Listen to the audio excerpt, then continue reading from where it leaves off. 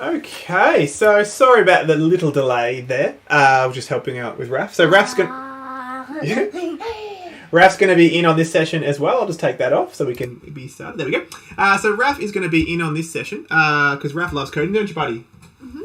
I'm just going to shut the door. Oops. Do you want to move forward a little bit, bud? Hold on. I'm just going to move that. Gotcha. Alrighty, so Raf is going to be on this session, and we're going to do some block coding. So I'll try and get started as soon as we can. So what we're doing today is we're looking at Scratch. Now, for those of you that are joining us for the first time on our Bendigo Tech School live sessions, we are using YouTube live streaming, which means we'll probably have about a 20-second delay from what I am talking about and what you're seeing. So if you want to ask any questions in chat, please do. I'm just going to check and make sure everyone's there. Cool. So feel free to ask any questions in chat and I will answer them, but there'll probably be about a 20-second delay between your question and my answer. So that's probably about it. We'll get started. Every now and then I'll probably switch across and make sure everything's working okay. Let me know if there are any issues on your end in terms of audio or a video. YouTube may buffer every now and then, but trust me, the recording will be fine. And you can always go back and watch it any time after we finish this session as well. So that's about it. I'm just going to switch across to my main screen. Rafi, do you want to move your arms a little bit so I can have that? I'll just move that forward. All right. And I'm just going to move a couple of things and we'll get started. So I'm using a couple of monitors. So if I'm not looking at you, please don't feel upset. I'm looking at my screen over here and I'll come back and I'll check this screen every now and then to make sure everything is going as planned. Alrighty, so I think we are good to go. So what today we will be doing is we'll be looking at Scratch. Now Scratch is a block coding program. You may have used one of these in the past. Block coding, as we see, is a very kind of visual way to code. You don't need to use Scratch. Obviously, Microsoft have their version, Google have their version. A lot of people do block coding as an interface. Scratch, I think, was pretty much one of the first. It's done by MIT. So we're going to use that. And it's a perfect way to do coding in the classroom. I reckon primary schools could do this, no problems at all, as well as lower secondary. You can get quite advanced in it. You can do some pretty complex stuff, but I think it really is a great starting point for understanding coding, and then from here going into other platforms and other languages like Python or Swift or something like that. So a really good jumping off point, especially if your students have never done coding before. This is a good visual platform, so it'll be really helpful in them to understand what coding is before they actually have to do any, which is why I like it. So let's get started. I'm going to switch across. Yeah, so if you just go into Scratch, you don't need to create an account. It's all free. If you do create an account in Scratch, what will happen is it'll create your own little like a briefcase, and within that you can save all of your projects. You can share your project with other people, which is probably one of the main things I think your students will enjoy. So you can start a project and create a program and then share that with other users, and they'll be able to then edit that and branch off it. So they can use your original code and branch off it and create their own programs. And then you can also, by doing that, you can trace back the original program. So it has like a tree almost, and you can kind of see where those branches go, which is very cool and a really good way for students to kind of share their programs around. So that's what would happen if you created an account and signed in. If not, you can still go and create anything and code away. So I'm going to go into Create, and I'm going to get started. All right, Raf, let's do some stuff. So it's going to create a project for us. Excellent. And if you've never used Scratch before as well, it'll give you these little tutorials that pop up, which kind of run you through probably what I'm going to run you through now, really, and a bunch of kind of little pretty videos on how to do that. But I'm going to get rid of that because we don't need that. So when you start in Scratch, this is the interface that you're going to see. Again, all cloud-based, so there is no saving, all right? It'll save automatically. But again, that's where you want to have be logged into an account, because that way you'll have that to go back to and it'll save it. So that's kind of important there as well. You can download Scratch and have an executable that runs on your laptop. So for schools that may not have the best internet access, or it drops out, or for students that want to do this at another time, you can download this program as well and work offline. You can also upload when you're offline as well. So I'm just going to switch across here and make sure my chat window is open, just so I can make sure everything is going okay. And it is. Wonderful. All right, so let's have a look at the interface. So we have a cat, don't we, Raf? So let's start off about what we see here. So I guess on the left-hand column here, we see our code. Okay, so here are all our coding blocks, and I can kind of scroll through those as I go through. We'll talk about more of this in depth. I just want to talk about the interface. So there's our code, broken down into these various themes, I guess you could call them. Okay, motion, looks, sound, events, etc. So motion, obviously, all of the blocks in here represent some kind of motion in a program. So anything that's going to be moving. In looks, anything that's going to have a visual change on the screen there and there as well. So there's all your code. This area in the center is where you actually place your code and I guess assemble it. Because it is blocks, it is like building blocks. You're going to place them on top of each other to create a program. And then over here in the right, we have our actual program. This is what our program is going to look like. This is, I guess, the actual program running. And the good thing about Scratch is it is like it's real time. So the second you make a change or do some code, you can instantly see what has happened and see a result. So really, really good for problem solving. So, do something, it doesn't work, let's go back and see why, and kind of go back and forth and have a look at that. So pretty handy there. So that's about it. There's our sprites. Down here we have all of our sprites. So this is where, I'll hit the little plus button here. This is where we have all of our images. Now, Scratch is a 2D coding program. It only works on X and Y. There is no Z, there's no depth.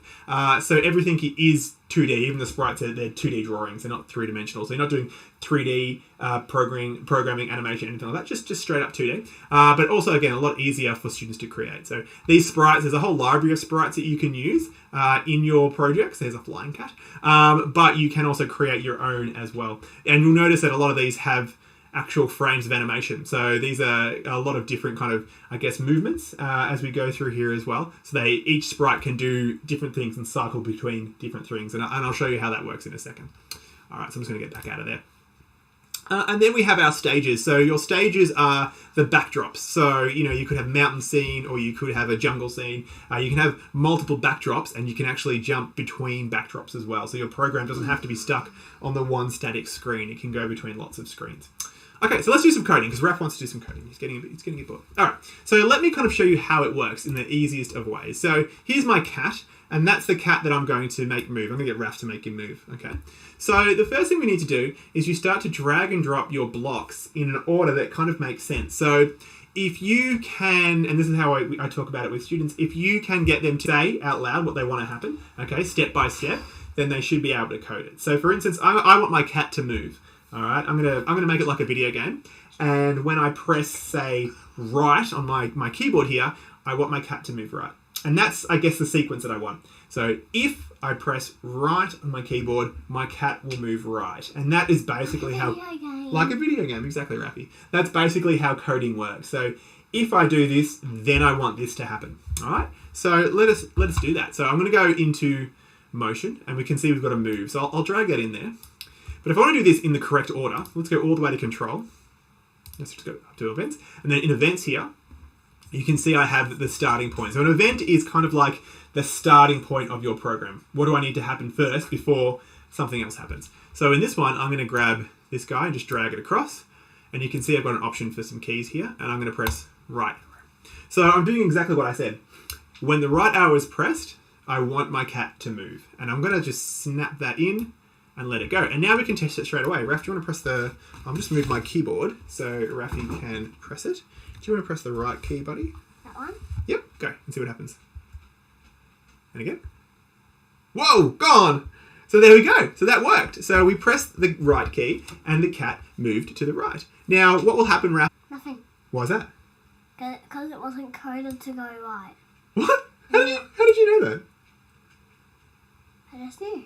Oh, I'm not even prompting. I don't think I've ever actually mentioned that. That's pretty cool. All right, so Raph's exactly right. So if we press the left key, nothing happens, okay? Because we didn't actually say that. We didn't actually put in the code that said when left is pressed, go left. So another thing you have to tell your students.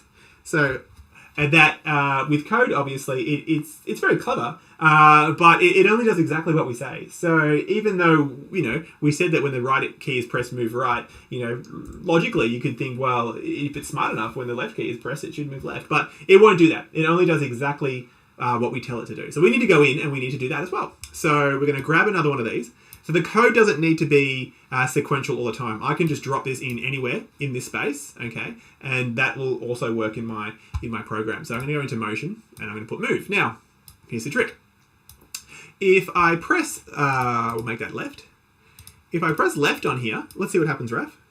Oh, my cat's all the way gone. Let me just move him back forward. All right, go again, Raf. All right. And I'm pressing that one. Exactly. All right. So Why is it moving that way if I'm pressing that one? I don't know. Let's find out. So what Raf has discovered is when we press left, the character is still going right. Okay. So here's a problem, and this is where we go back to that whole problem solving. You want your students to problem solve. You want them to figure out what the problem is, and then hopefully figure out the solution. Because they've both got the same words and the same numbers. Yeah, that's exactly right. So what Raf has said is that we both have moved 10 steps here. And you can see the number is the same. This is kind of important. And this is where your students will figure out positives and negatives and those kind of things. So even though I'm saying when the left arrow is pressed, the actual movement command or block is still the same. It's still moving 10 steps. And if we think about a number line, we have positive and negative numbers. So with a 10 here, this is our positive. So it's moving forward 10 steps. So even though I've got my left arrow, we're still telling it to move forward in 10 steps. So what we need to do is we just need to change that to a negative 10. Okay, so now Raf star. Let me just move my cat back. Now press the left key, buddy. There we go. Why is he walking backwards? Well, because we haven't told him to turn around, but he's still going right. So that's correct. I mean, by going right, he's going left. We were right. So there we go. So now, because we had that negative number, we can see our cat goes left and our cat goes right. Okay. How much is? Well, there we go. So the students will learn pretty quickly that, numbers are... Awesome. All right, we're going to make him jump in a sec, Raf. So your students will learn pretty quickly that numbers are really important, okay? Positive and negative numbers. Okay, We don't have... gone. He's gone. We don't have left and right. We have positive and negative. We have these, I guess, universal concepts that we're going to use. So I'll leave my cat there for a sec, Raf. We're going to make him jump. So we'll let him stay still for a bit, bud. And now what we're going to do, all right, is we're going to make him jump in the air. So now we've figured out, I guess, those two concepts of, positive and negative numbers, and that, we can place this wherever we want. We're going to make him jump. All right, we'll make him jump, Rafi. So now I'm going to bring back into my events because we want this to happen. And I'm going to grab space. And I'm just going to drag that in there. So we'll have space as the jump. Now, if we go into movement, okay, so back into motion here.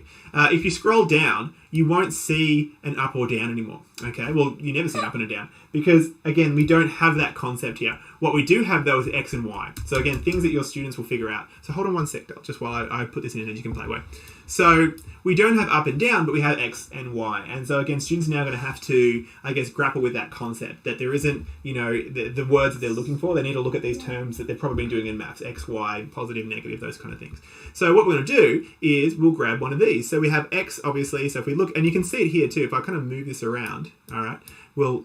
If you press upward jump? Not yet. We haven't done that yet. We're going to do that in a second, okay? So let's kind of see if we move our cat here, you can see it has the X and Y coordinates here. It also has these handy arrows so students can remember which way is which. So what I'm going to do is I'm going to go in here and I'm going to go change the Y by 10, okay? I'll drop that in there. Now, Raf, if you want to hit space bar, we'll do space bar for jumping. Whoop. Gone. All right, so what's wrong with our cat, Rafi?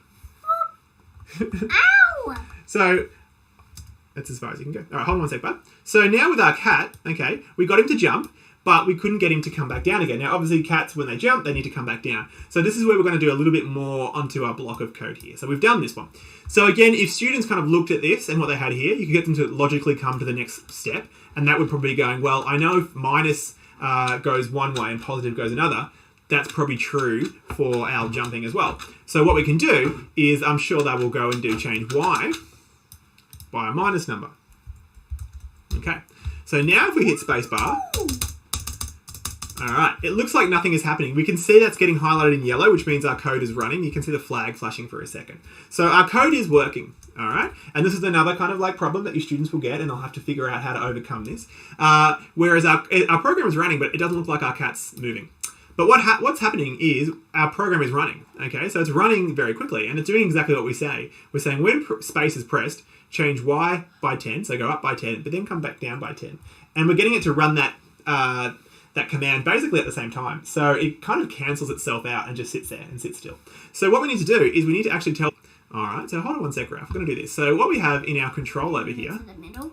All right, thanks, buddy. We have our control blocks. Now, control controls the code, okay? Control allows us to have a bit more say on what the code does and how it works. And you'll notice the first one there is a wait. Super important command. So you actually need to tell your code to wait or to slow down, right? Like code goes so fast, you need to tell it to stop.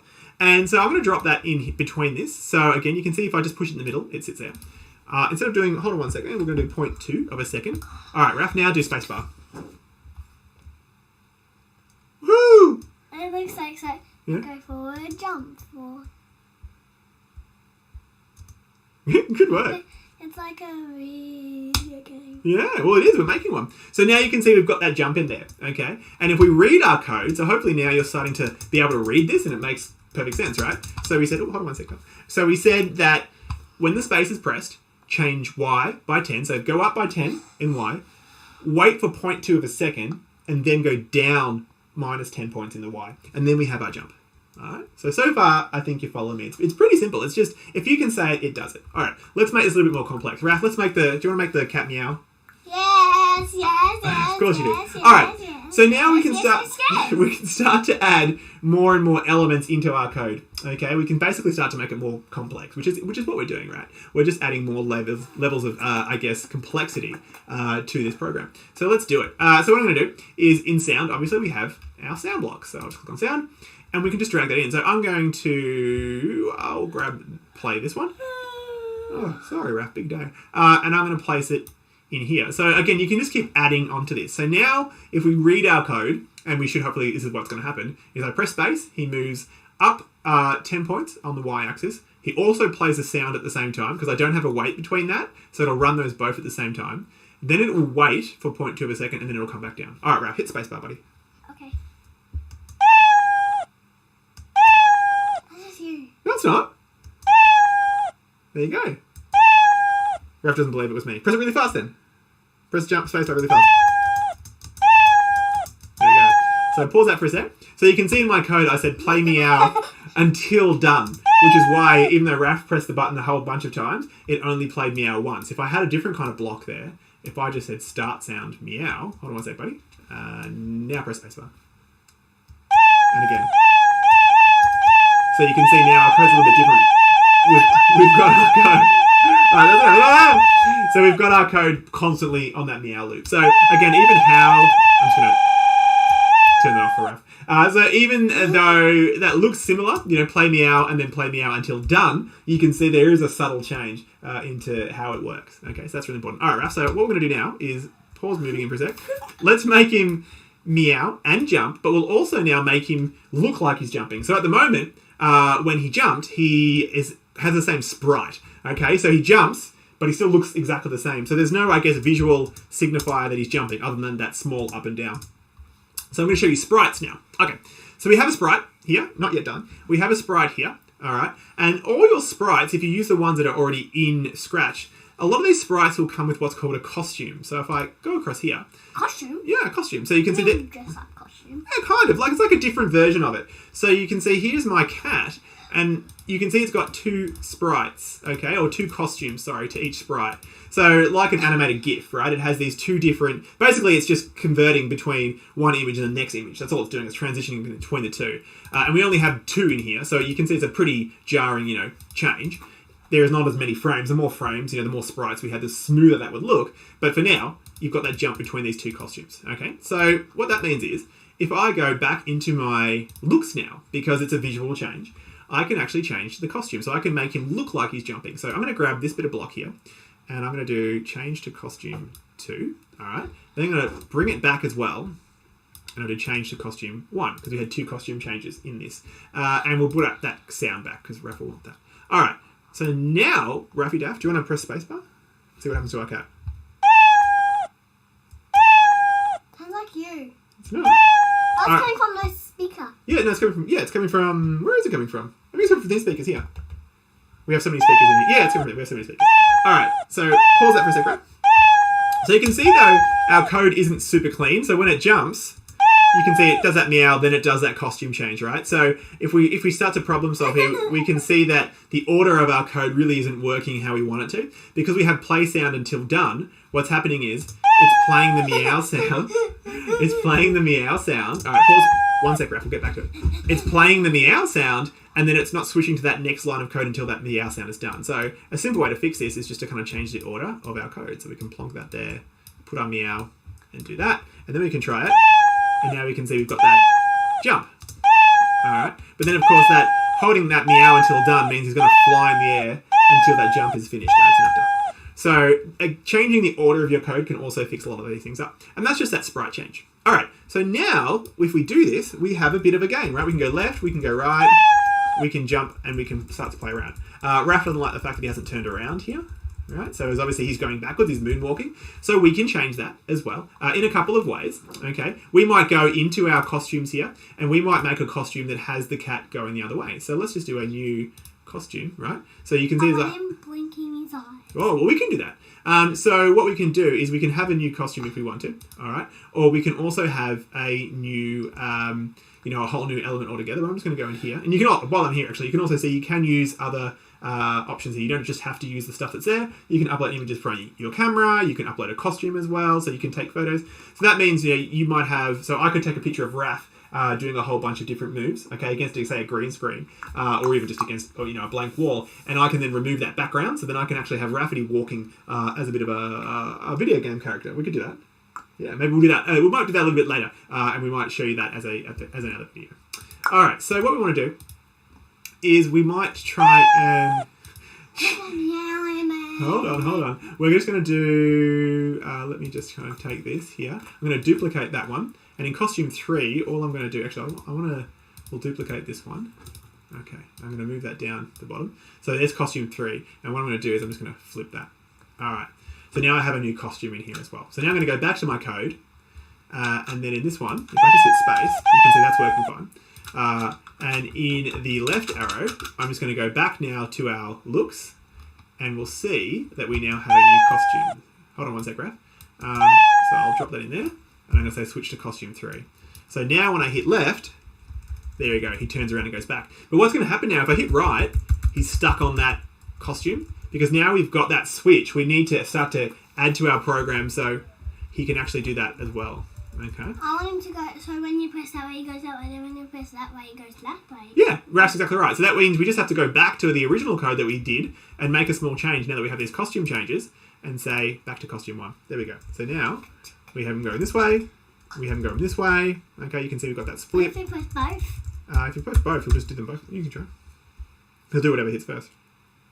So now we have that flip going on as well. Okay, so you can see when you start to add on to your program, when you add on to your code, you can then go back. Hold on, remember. You can actually go. We can actually go back. No, Raph, serious. No. I'll do a bit in a second. We can go back. Cheeky. We can go back and then make changes to previous code. So that previous code isn't like locked in. All right. So because we generated that new costume, we could then go back and I guess retroactively activate that on other bits there. All right. So what do we got? We have left, we have right, we have jump. So pretty simple program. And meow. Pretty simple program and probably about 4 lines of code. All right. So there's not much there. But let's have a look at a few other things, and then I'm going to let you go and have a go at doing this yourself, because the main thing with Scratch is playing around with it. All right. So let's have a look at some other things that we've got here as I go through. So motion we talked about. You can see you have a few other options. You can get them to go to specific points. Okay, you can change, we talked about that. You can get it to bounce off the edge. So if we were making a game, say like a Pong, we could say, so if the sprite or the ball hits the edge of the screen, it'll bounce back. That's what that one is there. As we go into looks, let me explain what we've got. We've obviously got these kind of speech bubbles. So if we say hello, I'll plonk it on there, and we'll just press the left arrow. There we go. So it's like a little speech bubble that appears, and you can obviously change the text there as well to suit whatever you want. We talked about costume switching, all right, pretty simple, by making a costume, by doing that in the sprites. Backdrop, we talked about backdrop changes. So if I had multiple which one do you want in here, Raph? Anything in particular? Flowers. Where's the flowers? Here? Right there. Okay, cool. So now I have a flower backdrop, okay? I can create new backdrops and then have them there. So if we want our character to, if it's a game, the character is going somewhere, then we can make it switch to that backdrop so it looks like the character's travelled and moved.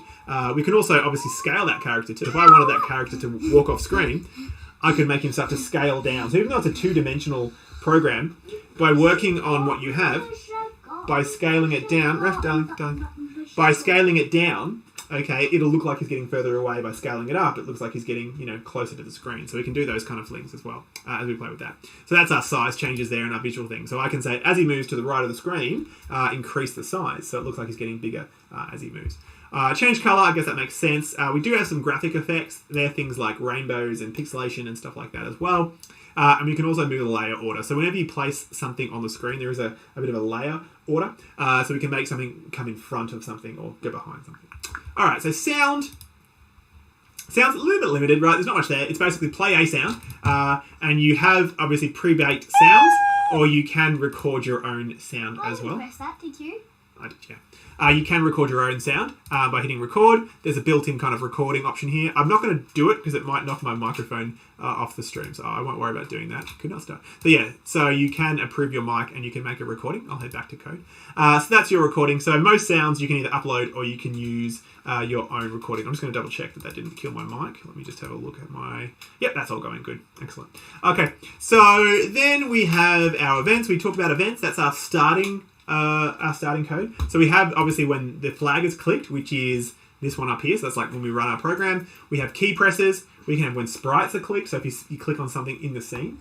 So while I'm talking about that, this is a perfect example for using code to create not just programs, but maybe, presentations and homework, right? Like, you could imagine a student wanted to write a program, a project on castles or something like that. They might, instead of just giving you a poster, they could actually make a program that has their work, and when they click on the castle, it opens up and happens. It has their words that come up, and it can animate. So you can really start to use coding to create some really interactive scenes. Yes, darling? Can you pull up this button? Mm-hmm. Cool. So don't think of just using code to create programs. I think it's really good to use it to create the things that you're already doing in the classroom. Right? Start to change how students are using those kind of things. Like this would make a very awesome PowerPoint, right? But it's a program which you can email. So anyway, back to we've obviously got that. When backdrop switches, we can make certain things happen. When it's a certain volume, we can make things happen. Messages here. So when you've got a message, that is another bit of code. So I can say that a certain action will broadcast a message, and then once that message is broadcast, other things in my program will then happen. So think of it like an on-off switch that we're choosing in our program itself. All right, we'll go to control. So control is pretty important. All right, we talked about wait, but the other thing that's really important here is things like repeat and forever loops. So for instance, if you want your program to constantly be doing something, what we have here is when space is pressed, do that one action, but once it runs through that, it'll never run it again unless I hit space again, okay? So these repeats or forever loops will automatically make your program constantly loop that action, all right? So you might be waiting for a password or waiting to hear a sound, then you need to loop that code so it's constantly running, so it always waits for that. These if-then blocks and if-then-else blocks are really helpful. So what we have here is if we drop that in, we can say, if a certain action happens, then do this thing. So, excuse me. If, like for instance, if we go into our operators here, if something is loud, or if something is greater than, or if something is a certain color, then do this action. Okay, so it's waiting for a very specific response for then a certain action to happen. All right. If then else is also used a lot, where it'll say, if this one thing happens, do this, but if it doesn't, do this other thing instead. So a really good example for that would be, for instance, you may be writing a program that wants a password. Okay, so you could say something along the lines of, if the password is entered, then unlock the program, or if not, stay on the lock screen. All right, and that's your if then else. Yes, Tom? Did you know you could, whilst like that, you could like that? No, I didn't. That's cool. So that's your if then else. So these are things I want you to kind of explore and play with on your own. This is just a very basic introduction to Scratch. And if we have enough people ask for it, maybe we'll do a more advanced session on this and we can actually show you some complex stuff that we do in here as well. Your wait untils, again, so you can put in a very specific function and you can make your program only run until that thing happens. So, wait until a certain volume is reached, or wait until a certain action happens, then run something else as well. So you can do quite a lot with your control. Your sensing, this will depend on where you're doing Scratch. So at the moment I'm doing Scratch on a computer, so the sensing options are kind of limited. They are basically if a mouse pointer is in a certain area, if a sprite goes next to something, so you can make a pretty basic game. But if you're using Scratch to interface with a robot like Cody Rocky, Raph loves Cody Rocky, so Cody Rocky or a Sphero or something like that, which has a lot more tech in it and a lot more sensors. So Cody Rocky has a motion detector, a light sensor, those kind of things. Then you'll have more options in your sensing section here. So if I was doing Cody Rocky, I should show you what I'm talking about. I'm just going to grab one. So this is our Cody Rocky. I might just switch my screen across. For those of you that haven't seen one of these before, let me just switch back into this one here. Cody Rocky. Yeah, Raph loves this. So this is a Cody Rocky. We have a lot of these at the tech school. This, again, you use Scratch to program it, to code it, but it has a lot more sensor tech in it. So this little fella here has a screen. It has gyros to detect movement. It's got button presses. Okay, this has motors. It has a whole sensor array there. So if I connect this to Scratch, which you can do quite easily, then I have more sensing options because this device itself allows me to do that. So you can use Scratch for a bunch of other hardware and coding hardware. All right, let's just switch back across. All right, so that is our sensing. Then we have our operators. Now, operators are like allow you to kind of add certain things together. Okay, so you can see I've got it. If this plus this does this thing, or divided by this, or you can see if something is greater than this, or if something is less than this. So it allows you to add two different options together. It also allows you to kind of start to create these kind of little variables here. So if this and this happens, then do this thing, right? So if it's dark and loud, then set off my my sensor light. Or if it's, daytime and it's quiet, or you know what I mean, right? So you can start to add these variables in through here. You'll also notice the shapes are pretty important. So those pointy ones can only fit in those ones there that have that spot. The roundies can only fit in other areas. So you can see I can't put that in there as well. So it kind of even helps you knowing where these things can go as well. Okay, I'll get rid of that. And then finally, the last couple, we have variables. So variables and make blocks here, well, my blocks, allows you to start to create your own blocks. So you might create a block that is a combination of a whole bunch of other blocks. So you don't have to keep rewriting that code. So you might make a block that's quite complex that, when a certain color happens or a certain light or this or that. So you're doing like 20 steps and you don't want to have to keep rewriting that whenever you're doing some programming. You can then actually make that a block. Okay? Yes, son? Okay. Oh, good work, darling. So you can actually make your own block. Okay, which has a whole bunch of actual steps in there automatically done. So that way you just drop that one block in and it does the entire set of steps that you coded in there. Yes, Dar? Are you finished with the coding? A little bit. Why? What do you need, Roddy? I just want to play out there. Okay. Oh, we've done 2 minutes. So there is your my blocks there. You can go without me. You don't need me. You want to go in the lounge room? I would like to do my guitar, but like a boost system on your iPad. Okay, cool. Raph wants to do some coding. Have you got in the coding mood? Okay, so we'll start to kind of wrap this guy up. So we're nearly done. So then we've got our my block section as well. Okay, so that's pretty much it, right? So a lot of playing around. You can't break anything. It runs straight away over here. I might just show you costumes really quick. I talked about how you have different sprites, obviously, and you can draw those as well. You have a very basic bitmap editor here, okay? So a very basic drawing package where you can kind of draw things. You'll notice that kind of disgusting mess I've made there will automatically be on my program. So now if I look at my cat, he's now, basically, I'm just going to move him back so we can see him. You can see those changes that I made are now instantly there as well. So you can draw some real basic stuff here. Like I said, you're better off uploading it. You're better off creating content somewhere else, be it in Photoshop or taking photos and then uploading that content and using it here. Instead of trying to draw it in Scratch, because it's not the best. It's pretty basic, but you've got those options. And like I showed you before, you can do that through here by using the camera. Yeah, nearly done, darling. Or by uploading images as well. Okay, so that is our costumes and sounds we talked about. You can record your own sound, and it has a pretty basic audio editor where I can trim stuff and I can repeat stuff and I can fade in and out. So that's pretty cool as well. And that is about it. So to recap, Ruff's gone, he's left us. So to recap, what we have here is a block coding program. It uses visual blocks as opposed to students having to memorize what this is. So this is still actual code as well, I guess I should say. Like, even though this is a block, it does equal a certain code, okay? But with the blocks, the students don't have to remember what that is. They don't have to remember that, like, pressing a key to move 10, they have to write if then else, key press on, press down, move to, they don't have to remember all of that information. It is just a way to visually represent that information. But it is actual code. And if you actually download Scratch and use it, the program version, because I don't believe they have it built in here. I'm just going to check. Yeah, they don't have a way to show you the code as far as I can tell. But on the downloaded version, you can actually see what this code equals. You can actually see a panel that'll pop up which has the Python on there, and it'll show you the actual code behind this. So by doing this, they don't have to remember what the code is, but they learn the fundamentals. So they're learning that, if this happens, then that happens. And, what an if then else is and those kind of things. Without having to remember the code behind it, they understand, because they can do it really quickly, just how it functions. So Scratch is really good and block coding is really good to give them, like I said at the start, to give them the concepts and understand the concepts. But yeah, that's about it. So super handy. It is super powerful. You can go in and there's a billion, Scratch programs that you can actually look at that people have done and remixed, and you can see how complex it can actually get. There's whole games that you can play that have all been coded in Scratch as well. So that's my quick introduction to Scratch. I think that is enough for you to be able to go and, well, definitely make your cat jump around. But go back and create your own program, which you can then share with your students as well. Remember to be able to share programs. You do want to sign up and create an account, so then they can actually grab that and they can share that. If you are using the web base to download the program and run it, you can also save it and load it as well through the web version. So yeah, that's pretty much it. So hopefully that was okay. I should check chat to make sure everyone's okay. Chat's always so quiet. No one talks in chat.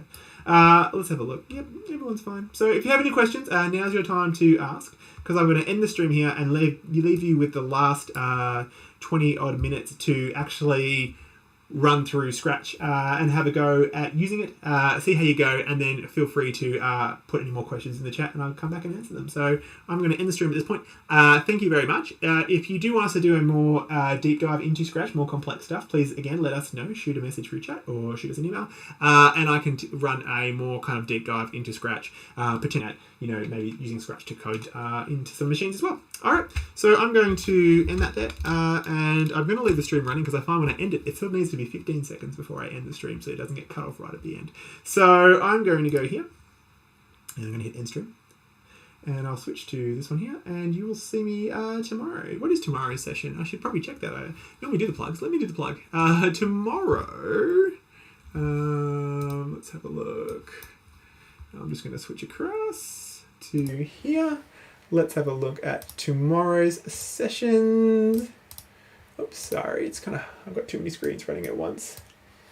All right, so tomorrow we are, I can't even see where Chrome has gone. It's gone into another tab. I'm sorry. I'm going to move this across and I'm going to go into YouTube and see what we are doing tomorrow.